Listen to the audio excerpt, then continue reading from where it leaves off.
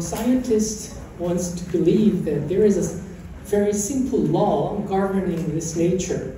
So once this principle is known, everything can be explained about the phenomenon that we encounter in daily practice. It's too loud, I think. No? Okay. The reason that we learn the principle is that we want to know the predictable result. But we wanted to treat the patient not by luck. We want to treat it by our expertise. So once we learn the principle, the result of the treatment will be predictable and it is always reproducible. Okay? Someone is quite confused with technique and the principle, and it is something like this. When a child caught cold, experienced mother try to make a chicken noodle soup for the kids in Western countries, not in Korea, in Asian countries. However, in Western country, they are giving a chicken noodle soup for remedy for the cold. And most of the children get recovered from the cold by chicken noodle soup within a week, right? But unfortunately, let's suppose 1 or 2% of them are unlucky enough so that they develop into pneumonia. So if he or she gets the pneumonia, chicken noodle soup might worsen the case, and it's not a good remedy for curing the pneumonia. In that case, we have to find out the experts who knows the pathogenesis of the pneumonia, so the doctor can culture the causative germ so that he can prescribe the antibiotics to cure it. The reason that we have to see the doctor is that he knows the pathogenesis. In other words, he knows the principle of development of disease, but the mother does not. So even though we have a technique, the principle is very important for very unlucky, unfortunate cases. Let's suppose we have a simple crowding case here. You can see that the midline is a little bit off to the left side, and you can see that the occlusal plane is a little bit canted up on the left side and downwards on the right side a little bit.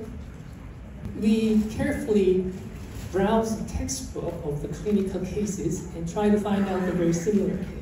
So in that book, it meticulously describes how wire is inserted, shape, size and shape of the wire, and duration that you have to use.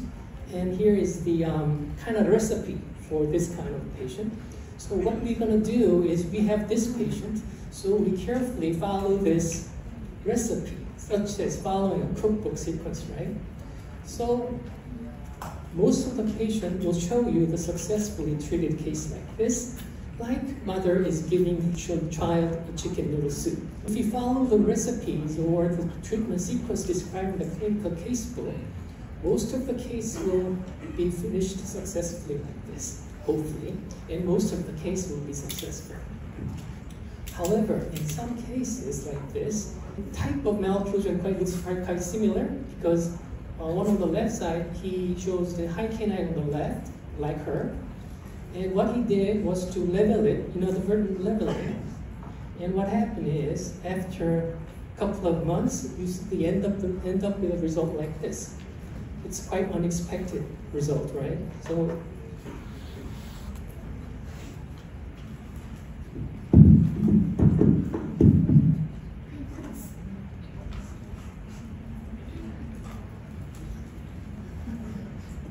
I need a chicken noodle soup. So, if you get this kind of a result, is this because your excellency of your technique, or if you get this kind of result, is it because you're unlucky, or if you don't understand the principle? The difference is that with the exercise of technique, you can get this kind of a successful result easily. However, in such cases, very small amount of percentage, however, you might end up with an unfortunate case like this if you do not understand the principle.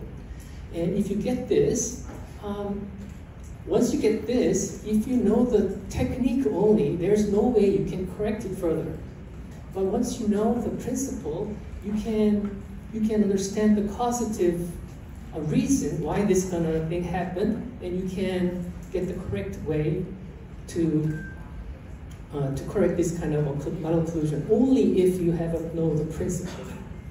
The principle without technique is weak. If you study the biomechanics by the book and learn a lot, just without technique, it's useless and weak. If you know how to bend the wire, you can say that you have a good technique.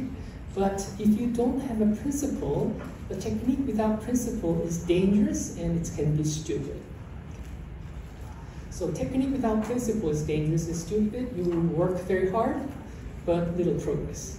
Okay, so this is kind of a patient that we have so-called problem case, right?